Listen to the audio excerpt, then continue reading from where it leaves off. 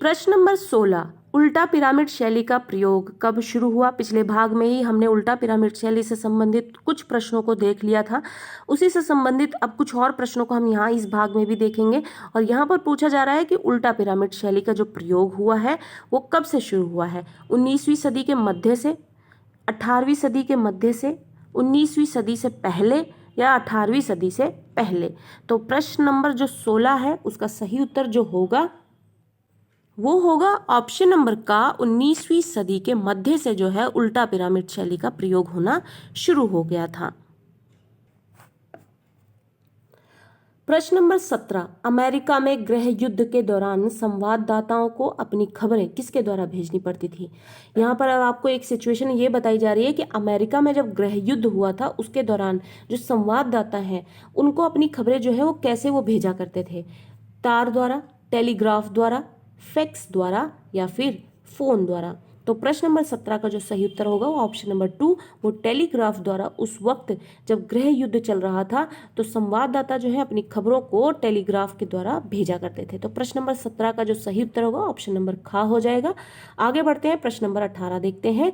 समाचार लेखन के कितने प्रकार होते हैं। अब समाचार लेखन का जो है वो कितने प्रकार होते हैं वो पूछा जा रहा है और इसके 4 ऑप्शन है, 4, 5, 6 या फिर 3। तो प्रश्न नंबर 18 का जो सही ऑप्शन है वो है ऑप्शन नंबर गा यानी 6। जो समाचार लेखन है उसके 6 प्रकार होते हैं। तो इस तरीके से प्रश्न नंबर 18 का सही ऑप्शन हो गया ऑप्शन नंबर गा। आगे बढ़ते हैं, प्रश्न नंबर 19, समाचार पत्रों के लिए डेडलाइन कितने अवधि की होती है। डेडलाइन क्या है ये पाठ में बहुत अच्छे से समझाया गया है, पूरी डिटेल दी गई है, पढ़ें जरूर समझें। प्रश्न नंबर 19 जब ये पूछ रहा है हमसे कि समाचार पत्रों के लिए जो डेडलाइन है उसकी अवधि कितनी होती है, यानी समय कितना होता है, 24 घंटे, 1 सप्ताह, 12 घंटे या फिर 15 दिन। तो प्रश्न नंबर 19 का जो सही उत्तर होगा ऑप्शन नंबर का 24 घंटे का जो है वो समय डेडलाइन के लिए होता है समाचार पत्रों में। तो समाचार पत्रों के लिए डेडलाइन की जो अवधि है वो कितनी होती है, 24 घंटे। तो प्रश्न नंबर 19 का जो सही उत्तर होगा ऑप्शन नंबर का हो जाएगा। आगे बढ़ते हैं, प्रश्न नंबर 20, सूचनात्मक और तथ्यों पर आधारित प्रकार है। सूचनात्मक और तथ्यों पर, सूचना से संबंधित और तथ्य से संबंधित जो आधारित प्रकार है वो क्या है।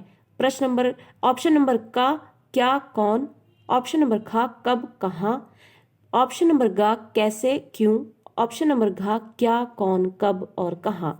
तो प्रश्न नंबर 20 का जो सही उत्तर है वो ऑप्शन नंबर घा हो जाएगा कि क्या, कौन, कब, कहाँ।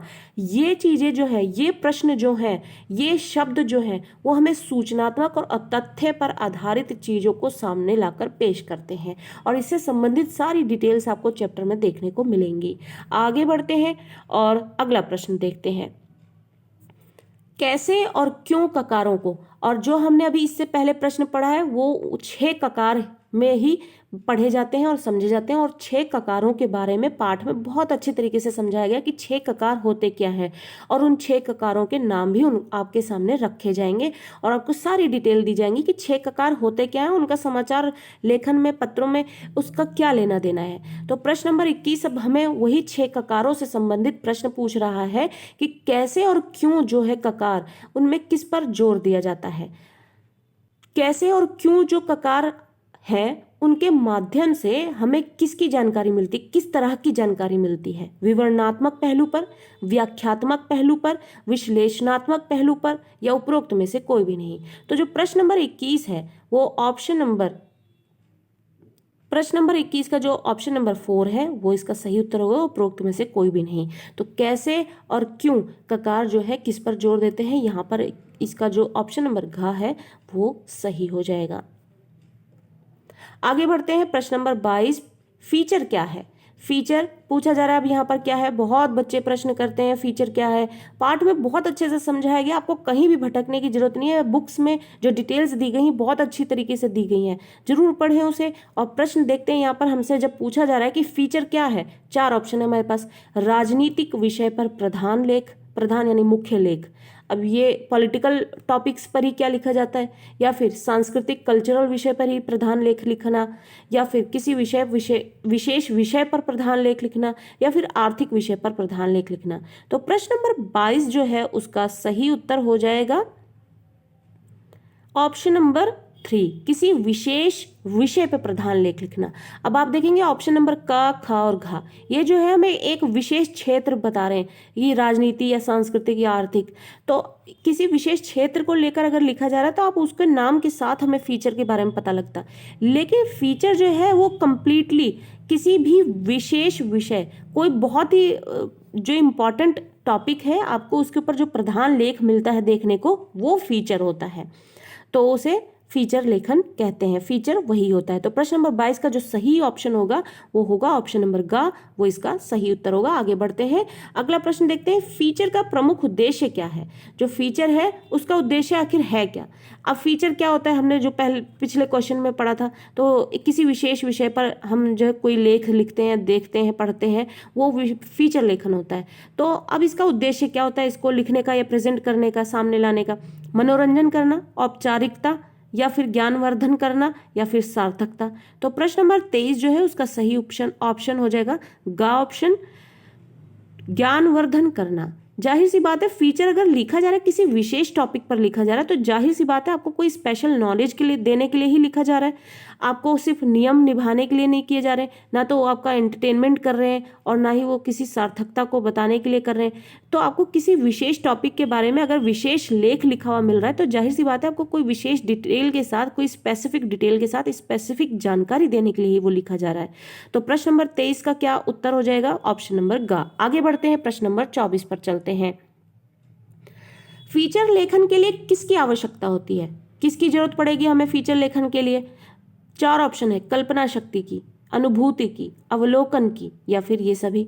तो प्रश्न नंबर 24 का जो उत्तर होगा वो ऑप्शन नंबर घ होगा। जब हम फीचर लेखन लिखते हैं, कोई विशेष टॉपिक हमें दे दिया जाता है, तो उस पर हम कल्पना भी करते हैं, अपनी अनुभूतियों का प्रयोग भी करते हैं, अवलोकन भी करते हैं, जांचते परखते भी हैं, तब जाके एक विशेष लेख तैयार होता है। आप रैंडम कुछ भी ऐसे लिख कर नहीं दे सकते। फीचर लेखन है और विशेष टॉपिक आपके दिया गया है, तो विशेष टॉपिक दिया गया है तो जाहिर सी बात है आपको विशेष टॉपिक दिया गया तो अच्छा और बेहतरीन लिखना होगा आपको। तो आप वहाँ पे कल्पना शक्ति का भी प्रयोग करेंगे, अनुभूति का प्रयोग भी करेंगे, अवलोकन, उसे जांचेंगे परखेंगे अच्छी तरीके से कि आपका लेख बेहतरीन लिखा गया है नहीं, उसके बाद आप उसे पेश करेंगे। तो फीचर लेखन में हमें इन सब चीज़ों की जरूरत होती है। तो प्रश्न नंबर 24 का ऑप्शन नंबर घ सही हो जाएगा। अब आप इसी प्रश्न को दूसरी तरीके से भी देखें, आपको और भी तरीके से और ऑप्शन मिल सकते हैं, तो आपको ये याद रखना कि ये तीनों जरूरी हैं फीचर लेखन के लिए। तो इस तरीके से हम यहाँ पर फीचर लेखन से संबंधित एक बात हमें और भी पता लग गई। अगला प्रश्न देखते हैं, प्रश्न नंबर 25, निम्नलिखित में से कौन सा फीचर लेखन का प्रकार नहीं है। कौन सा फीचर लेखन का प्रकार नहीं है। फीचर लेखन के प्रकार होते हैं, अब इनमें से कौन सा प्रकार नहीं है वो हमें बताना है। 4 ऑप्शन है, सामाजिक सांस्कृतिक फीचर, घटना परक फीचर, मनोवैज्ञानिक फीचर, या साहित्यिक फीचर। तो इनमें से कौन सा नहीं है, ये 4 ऑप्शन हमारे पास है। तो प्रश्न नंबर 25 का जो सही उत्तर होगा वो ऑप्शन नंबर ग होगा। मनोवैज्ञानिक फीचर जो है, साइकोलॉजिकल फीचर कुछ नहीं होता है, साइकोलॉजिकल फीचर यहाँ पर नहीं होगा, तो ये फीचर का प्रकार नहीं है। तो प्रश्न नंबर 25 का जो सही उत्तर होगा वो ऑप्शन नंबर ग हो जाएगा। आगे बढ़ते हैं, अगला प्रश्न देखते हैं। फीचर लेखन में सत्य एवं तथ्य के साथ किसका समावेश होता है। प्रश्न नंबर 26 हमसे पूछ रहा है कि जो फीचर लेखन है उसमें जब सत्य और तथ्य, सत्य यानी कि आप जो सच्चाई है वो लेकर पेश हो रहे हैं, साथ में तथ्य यानी जो वैलिड डिटेल्स हैं वो उसके साथ लेकर उसके साथ जब पेश हो रहे हैं, तो वो किसका समावेश होता है। यानी वो जब सारी चीज़ों को आप एक साथ इकट्ठा करके दिखा रहे हैं तो वो किस चीज़ का समावेश माना जाता है। वो 4 ऑप्शन हमारे पास दिए गए हैं, कल्पना का, रचनात्मकता का, क्रिएटिविटी यानी शीर्षक का, या फिर प्रासंगिकता का। तो 4 ऑप्शन हमारे पास। प्रश्न नंबर 26 जो हमसे पूछ रहा है कि फीचर लेखन में जब हम सत्य को और तथ्य दोनों को एक साथ लाते हैं तो वो क्या कहलाएगा, रचनात्मकता कहलाएगी, क्रिएटिविटी कहलाएगी हमारी, कि हमारे पास जो ट्रुथ है वो भी है और जो वैलिड डिटेल्स हैं वो भी हैं। अब उनको एक साथ हम मिलाकर उसको ढंग से एक फीचर तैयार करके पेश कर रहे हैं, तो वो हमारी क्रिएटिविटी हो गई फिर। तो प्रश्न नंबर 26 का सही उत्तर क्या हो जाएगा, ऑप्शन नंबर ख। आगे बढ़ते हैं, निम्नलिखित में से कौन फीचर लेखन का चरण नहीं है। फीचर लेखन जब किया जाता है तो उसके कुछ स्टेप्स होते हैं। अब इसमें से वो स्टेप कौन सा वाला जो है, यहाँ 4 ऑप्शन दिए गए नहीं है। पहला शीर्षक, दूसरा चरमोत्कर्ष, तीसरा आमुख, चौथा समापन। जब फीचर लेखन हमने पाठ में पढ़ा है, तो वहाँ पे हमें इसके सारे स्टेप्स दिए गए हैं और उसके अनुसार जो इसमें से इसका स्टेप नहीं है वो है प्रश्न नंबर 27 का जो सही उत्तर होगा ऑप्शन नंबर खा हो जाएगा। चरमोत्कर्ष जो है इसका चरण नहीं है, तो प्रश्न नंबर 27 का सही उत्तर हो जाएगा ऑप्शन नंबर खा। अगला प्रश्न देखते हैं, निम्नलिखित में से कौन सा तत्व फीचर लेखन का तत्व है। अब इनमें से ये जो 4 ऑप्शन दिए हैं हमें ये चेक करना है, बताना है कि कौन सा जो तत्व है, कौन सा इसमें से जो है वो फीचर लेखन का तत्व है। तो 4 ऑप्शन है, परिवेश यानी माहौल, छंद, कल्पना या फिर बिंब। तो इसमें से कौन सा इसका जो तत्व होना चाहिए, तो वो प्रश्न नंबर 28 का सही उत्तर है कल्पना। तो कल्पनाशीलता, अभी हमने पीछे भी एक क्वेश्चन देखा था जहां हमने पढ़ा था कि इसमें से कौन से पॉइंट बहुत जरूरी है, तो कल्पनाशीलता का पॉइंट भी जरूरी था, वो भी शामिल था उसमें। तो यहाँ पर ये फीचर लेखन का तत्व माना जाएगा। तो प्रश्न नंबर 28 का सही ऑप्शन हो जाएगा ऑप्शन नंबर ग। प्रश्न नंबर 29, विशेष रिपोर्ट।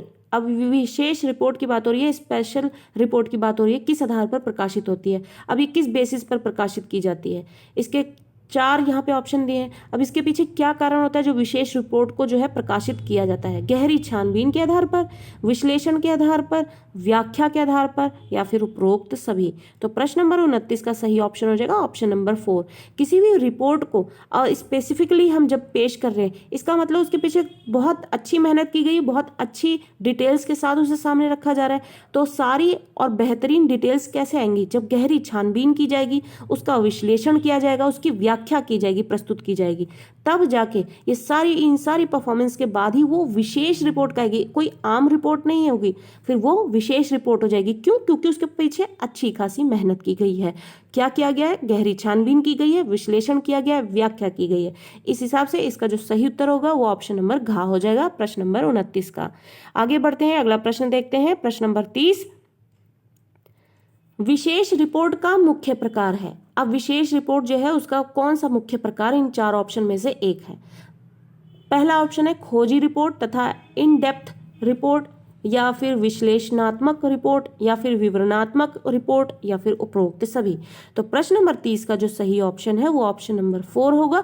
ये सारे के सारे जो है विशेष रिपोर्ट के प्रकार हैं, यानी खोजी रिपोर्ट तथा इन डेप्थ रिपोर्ट जो है वो जरूर होगी, और विश्लेषणात्मक, क्योंकि ये सारे ही गुण जो है विशेष रिपोर्ट के अंतर्गत होते हैं, तो ये इसके प्रकार बन जाते हैं और ये जरूर इसके प्रकार होंगे ही। तो विशेष रिपोर्ट जो है वो ये तीनों जो ऑप्शन है ये इसके सारे के सारे एक प्रकार है। तो प्रश्न नंबर 30 का जो है सही ऑप्शन हो जाएगा ऑप्शन नंबर घ।